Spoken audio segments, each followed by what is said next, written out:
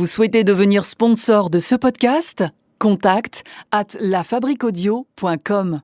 La Fabrique Audio présente La petite histoire. www.lafabriquaudio.com.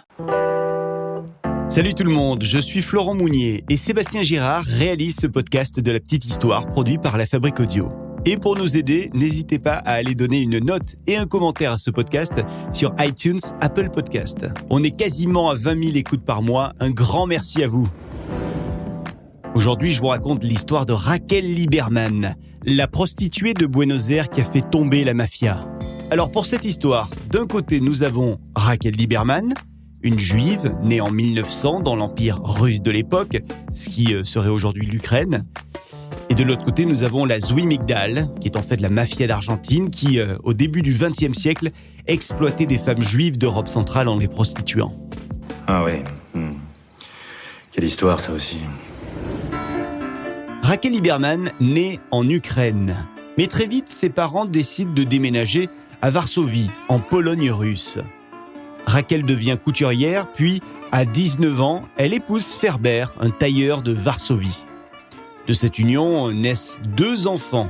3 ans plus tard, Ferber décide que la famille doit émigrer en Argentine. Nous sommes donc en 1922, arrivés dans la province de Buenos Aires.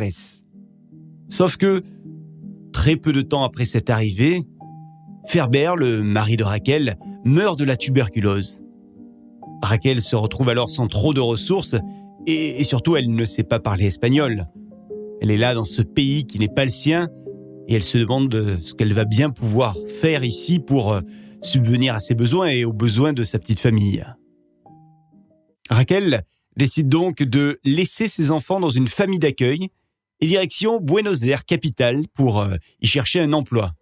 Ouais, sauf que les jobs de couturière ne courent pas les rues, évidemment, surtout quand on est une étrangère.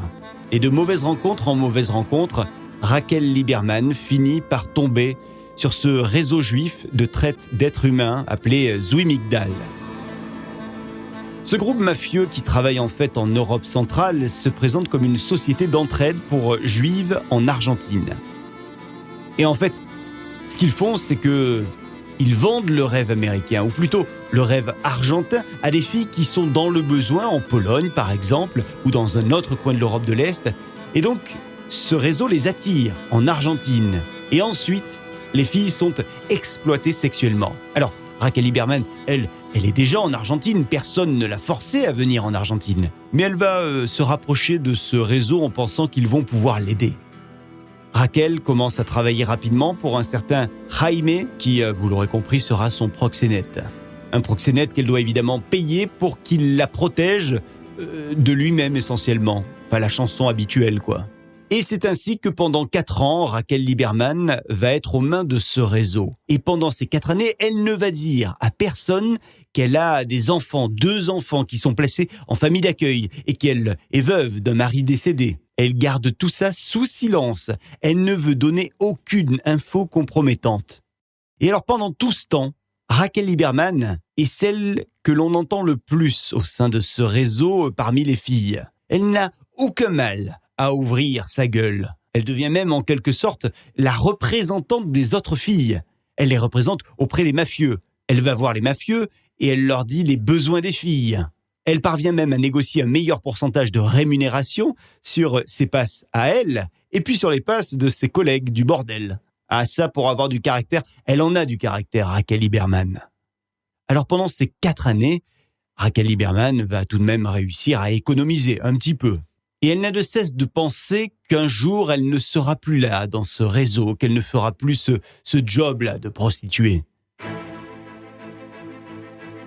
C'est donc au bout de 4 ans qu'elle décide qu'elle a suffisamment d'économies pour prendre son courage à 2 mains et quitter ce bordel. Elle décide tout simplement de se barrer, ce qu'aucune autre fille n'a fait avant elle. Et les mafieux, ils pensent clairement qu'elle va revenir très vite au bercail. Ils pensent qu'elle n'arrivera pas à s'en sortir, qu'elle a besoin d'eux. Mais que dalle, hein ? Raquel est bien déterminée. Elle est déterminée à ouvrir un magasin, ouais. Elle a la ferme intention d'ouvrir un magasin d'antiquités. Et devinez quoi ? La femme polonaise au caractère bien trempé, elle va y arriver à ouvrir son magasin. Et pour elle, c'est sûr, hein, la prostitution, c'est du passé, c'est fini, n'en parlons plus. Elle se présente donc au commissariat et exige qu'on la supprime du registre municipal officiel de prostitution. Ben oui, parce que il y avait un registre puisque la profession de prostituée était réglementée. Les maisons closes déclaraient donc directement à la police, au commissariat, chacune des prostituées qui étaient présentes. Et le commissariat va approuver cette demande, une demande qu'ils n'ont guère l'habitude de recevoir. Mais bon, pourquoi pas ? C'est parti donc pour cette nouvelle aventure de ce magasin d'antiquités qui est ouvert et le réseau Zouimigdal va observer les avancées de ce projet. Et les mafieux commencent à enrager quand ils voient que Raquel Lieberman, elle y arrive toute seule. Du coup, ils commencent à faire ce qu'ils savent le mieux faire, du harcèlement. Ils vont la harceler, ils vont la menacer. Ils ne veulent surtout pas que son histoire donne des idées à d'autres filles, à eux, qui pourraient, elles aussi, prétendre à devenir indépendantes, avoir une nouvelle vie, laisser tomber la Zouimigdal. Ce changement de vie déplaît donc vraiment de plus en plus au réseau, et les proxénètes vont se réunir. Et ils vont décider de remédier à tout ça. Ils vont donc imaginer un plan machiavélique. Ouais.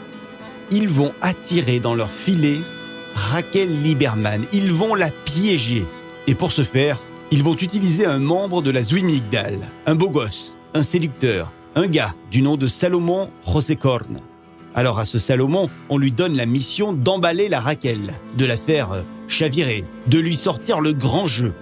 José Salomon Korn part donc à la rencontre de Raquel. Et très vite, le charme opère.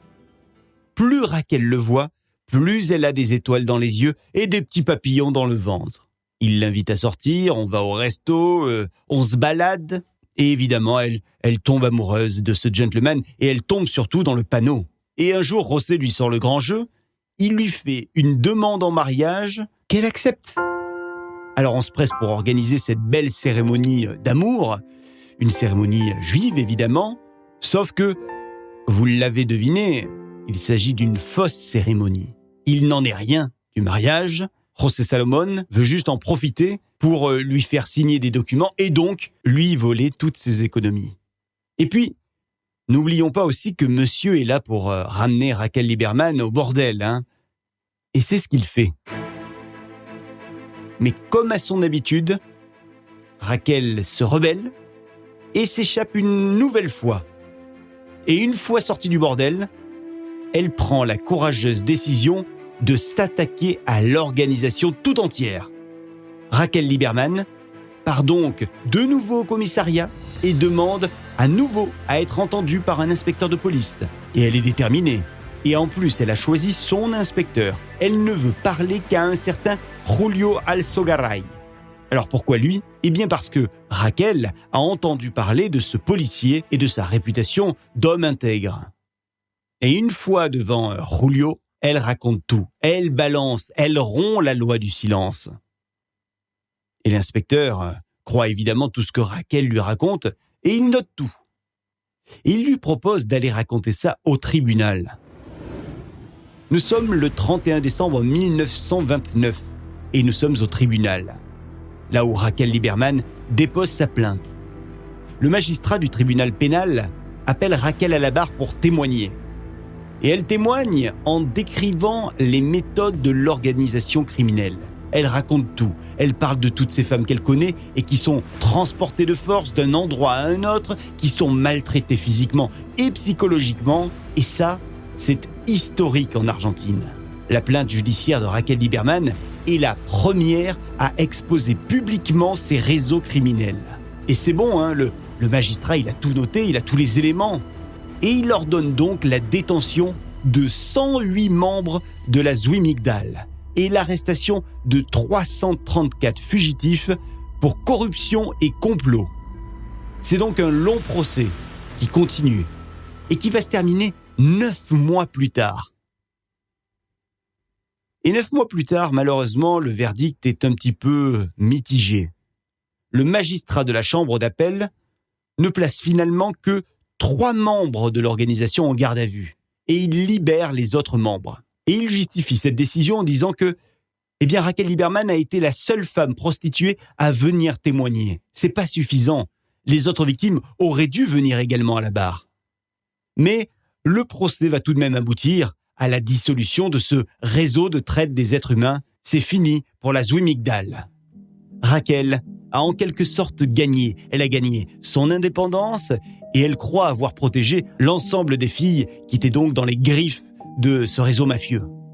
Mais Raquel Lieberman ne va pas avoir énormément de temps pour profiter de cette indépendance, de cette autonomie, puisque 4 ans plus tard, elle meurt d'un cancer à seulement 34 ans. Alors que reste-t-il aujourd'hui de Raquel Lieberman ? Eh bien en Argentine, depuis 2010, le prix Raquel Lieberman honore celles et ceux qui promeuvent et protègent les droits des survivantes de la violence à l'égard des femmes. Voilà pour cette petite histoire de la femme Raquel Lieberman qui a réussi à défier la mafia argentine et qui a carrément fait tomber tout un réseau de prostitution.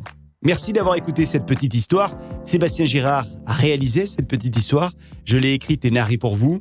Et si cet épisode vous a plu, likez-le, partagez-le, commentez-le sur les réseaux sociaux et les plateformes de podcast. Et puis, vous pouvez également vous abonner à la petite histoire pour être au courant de chaque sortie d'épisode. Et n'oubliez pas que désormais, on se retrouve tous les 15 jours. Le premier du mois, c'est la petite histoire. Et le 15 de chaque mois, ça se passe avec la petite histoire du paranormal. La Fabrique Audio crée des contenus audio pour les entreprises, les collectivités et les marques. Vous avez envie d'en savoir plus pour imaginer ensemble un podcast à votre image ? contact@lafabriqueaudio.com, la fabrique avec un K. À très vite, dans 15 jours donc, avec une nouvelle petite histoire. Salut. La petite histoire. La petite histoire. www.lafabriqueaudio.com. Vous souhaitez devenir sponsor de ce podcast ? Contact@lafabriqueaudio.com.